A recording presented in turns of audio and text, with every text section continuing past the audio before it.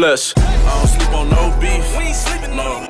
You know I'm on top of everything. Run grass and they don't shoot cribs. They gon' give you one chance. Like come outside or we gon' come in, boy. When I pull up and make them catch a lot. Blue beam on that chopper. Kamehameha. I throw them Dragon Balls at you like I'm Kakarot. That's it.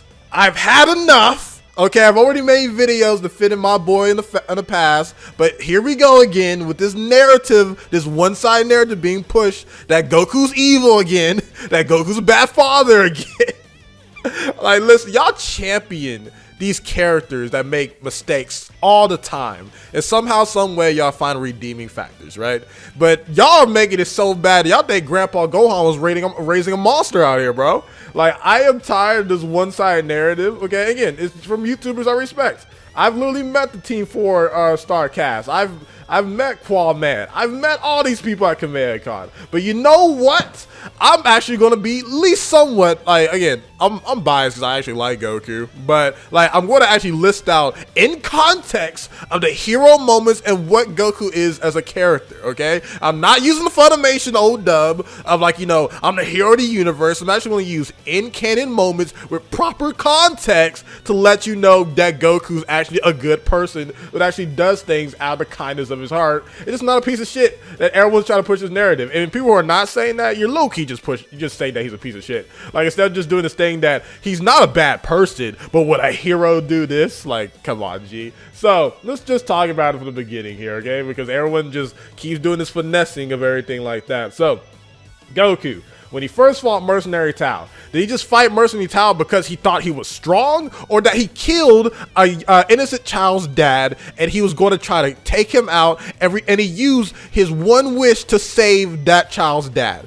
Is that an evil person? If we're going to keep doing this thing that we're not going to show the good moments, let's continue on here. So, when Krillin died, did Goku fight Tambourine and King Piccolo because he wanted to become stronger, or to revenge his best friend's death and wish him back to life? You know, let's keep going down the road here. So, when Goku met Raditz, did he say, oh, that's a powerful guy, I want to go fight that guy? Or he only fought him to get back his son, that he was going to use him as a weapon, and then, yes, him letting Raditz go? But again, why are we making characters look evil when they're showing remorse and showing, like, again, two things could be once at the same time. A character that wants to be stronger and have future, like, you know, like rivals, and also being a person that just generally wants to give people mercy out of the kindness of his heart. That was literally his brother. And he said that, listen, let me go. We are brothers. What are you doing? And he betrayed him, right? As soon as they betrayed him, he sacrificed his own life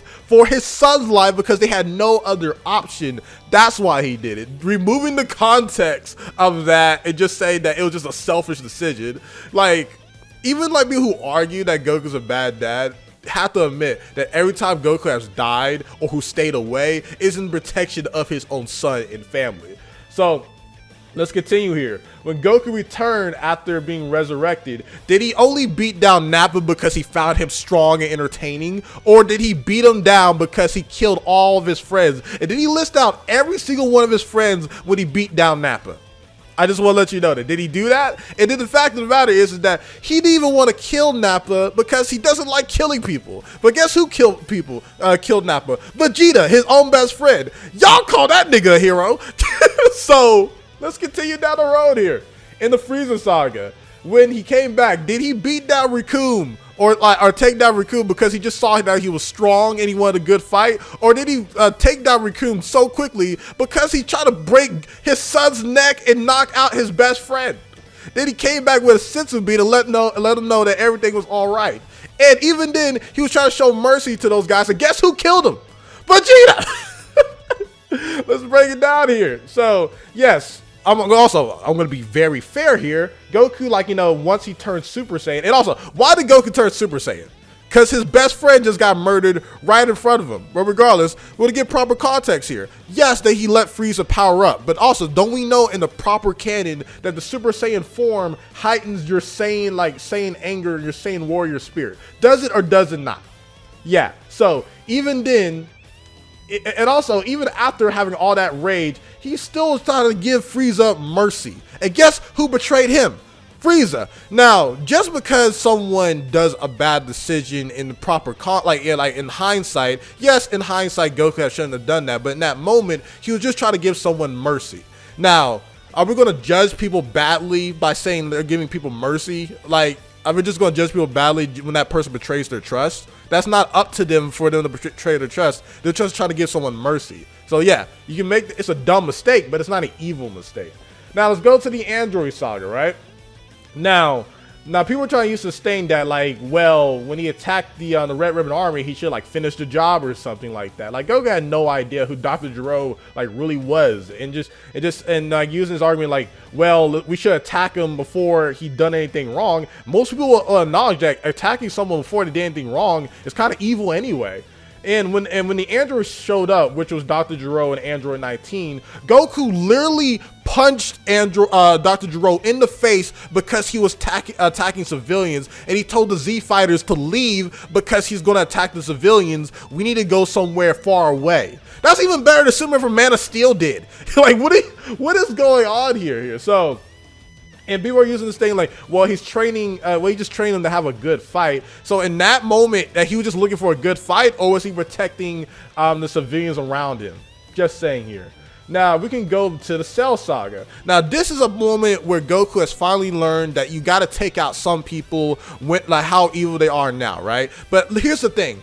When we're talking about Future Gohan is one of my favorite characters. The biggest mistake he made was that he wasn't allowing Future Trunks to be powerful. Like, he didn't do the hard decision of allowing Future Trunks to fight in a near-death experience so they can both power up and take out the androids. You can argue that this is an immoral decision, but Goku has the balls to actually let his son do something that he knows he can't do.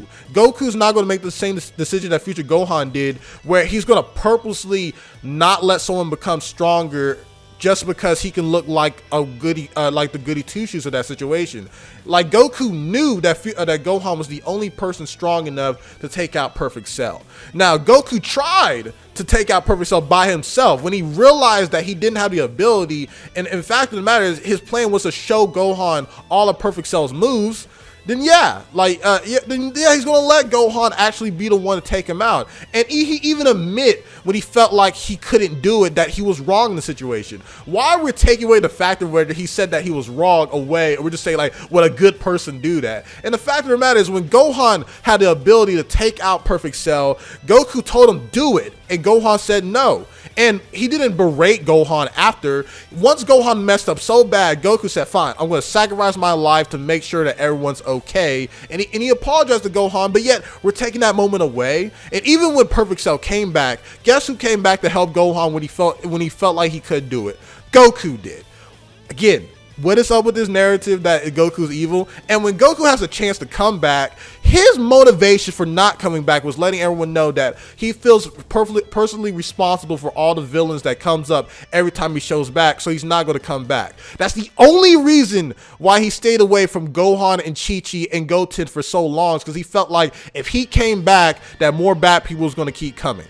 That's the main reason. And yes, you can use the option that he wanted to train train with King Kai. But what do you want him to do? Just be there, and not do anything? You can literally stay away from your family to protect them and also be stronger in the meantime. You could do two things at once. Now let's go to the Buu Saga here. So Goku at this point knows that he can die and not come back. He realized that after he fought Raditz, and he realized that after the Cell Saga too. So he was trying to get the new generation to be stronger than him, so he doesn't have to come back. He was literally trying to do that with Gohan. Gohan wasn't ready for that. He was trying to do that with the kids. They wasn't ready for that. Yes, you can argue that was not the best decision. You can argue that. But the fact of the matter is, you're trying to finesse this to make him look evil? No. And when Goku was fighting Vegeta, right? Goku knew that Vegeta wasn't going to stop until he fought him, right? And literally, Goku tried to protect the audience. He literally tried, but he couldn't. Like, you literally saw a scene where when Goku told Vegeta, stop this, and Vegeta still blew up the audience. Y'all still give that man credit. But regardless, Goku literally was telling Vegeta the entire time they was fighting him that they was giving Majin Buu energy, but Vegeta wasn't listening. It took till Majin Buu was almost regenerated where Goku said, okay, let's go fight him as a team. And guess who knocked him out? Vegeta. So again, removing context, y'all can make this manipulated thing that no, Goku did it so he could fight his rival. Jeez, man. Jeez, this is what we doing? This is what we doing, right? Now we can go like later on when Goku's fighting, like, you know, Super Buu and Kid Buu. Goku literally sacrificed his pride. Goku doesn't want, Goku of course wants to fight these people with his own abilities, but he sacrificed his pride to fuse with Vegeta to finish the job, but also he wanted to protect his loved ones, so he tried to save them as well. Plan failed. Then he was trying to fight Kid Buu with his own power. That fell too. And guess what? He didn't let his pride get in the way, and he listened to Vegeta's idea, and he used the Spirit Bomb, right? Now we can even transfer back to Dragon Ball Super, since everyone wants to say Dragon Ball Super Goku is like the worst of the worst. When Goku was in Super Saiyan God versus Beerus, Beerus threatened to destroy the planet 10 times over with his little destruction orb. Guess what happened when Goku looked at the Earth? He didn't just only think about his friends, he thought about the planet, and he told Beerus to stop. I got a screenshot for y'all niggas, because y'all niggas will try to manipulate this. I know y'all will. I have a screenshot of Goku saying stop, and he literally powered up in Super Saiyan God and destroyed all those like destruction orbs just to protect the planet, right? This is outside of just his friends. He's talking about the entire planet, because it's this thing where people are trying to argue that Goku only happens to fight for the good, and he only happens to fight for the good because of his friends and because he wants to become stronger. No, he's protecting the entire planet here, right? Now we could jump to later on events, like in the Future Trunks saga. Like, Goku doesn't have to like help Future Trunks' entire universe, but he does it because, you know, that's one of his closest friends there, and he's fighting Goku Black. And when Goku Black is telling Goku that he killed Goten and Chi-Chi, the man rages out. Like, again, a hero in my book. And then we go into like later on. Again, I'll have to admit this though. One of his worst moments was definitely in the Universal Survival Saga, because it's just a dumb moment where he thought that just making a tournament where everyone fighting would be like, you know, just a fun little tournament. Because again, the guy was raised on martial art tournament, so he thought it was a good idea. But it turns out they're going to destroy multiple universes. There was no way he was going to know that. And like literally, you saw in his face when Xeno destroyed first universe, he was just like, geez, I didn't want that. Then later on, so I can admit that, you know, that wasn't the best decision, but Goku purposely didn't mean to do that. Then the Broly movie, everyone was trying to take out Broly, but Goku was the only one who saw that Broly didn't want to do any of this. He saw that we fought a lot of evil guys, but you're not one of them. Like, why are we punishing this character for showing mercy? Again, we're not all the best judge of character. We have probably all shown mercy to people that are like evil, but we thought they were good. But Goku has shown mercy to good people plenty of times. He showed mercy to Tien. He showed mercy to Piccolo. Showed mercy to Vegeta. Using this argument, well, he got lucky, is some bullshit. I'm sorry, but it's some bullshit. And he literally showed mercy to Broly, and Broly was a good guy. Now, it all comes down to where we're at in the moral arc. If Goku shows mercy or tries to do something for Moro, we can argue that's a dumb decision, but I'm not going to make it seem like Goku's a bad guy for doing that. Hell, he even realized the good in Jiren, and Jiren literally attacked his friends with no mercy, and Jiren is the comic book superhero archetype. So, the main reason for this video is I'm tired of y'all niggas finessing this narrative. If you're gonna make this narrative, you better bring up the moments where Goku's actually being unselfish and helping people. And this is not even me talking about the movies. This is not like, well, I can easily bring up when he's protecting the planet against Lord Slug, when Lord Slug is trying to take out the planet. Or I can bring up the moment where he literally came back from the motherfucking dead to save Gohan against Bojack. There's plenty of moments I can bring, but I just want to bring in canon, because y'all guys want to finesse. And also, I almost forgot one thing, this whole Oob situation. People are saying that he literally made a selfish wish to make sure that Oob is just like this new next hero. I'm sorry, but if Goku dies, are we just going to do this thing that no one's next up? Gohan wants to handle the job. Goten and Trunks, Goten, all he cares about is dating, and Trunks don't care.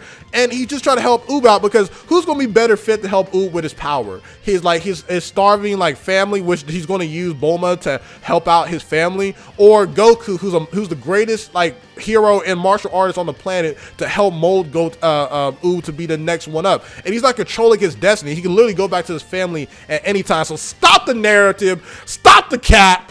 Goku's a hero, and that's enough for me. SonTj, peace. Love you all.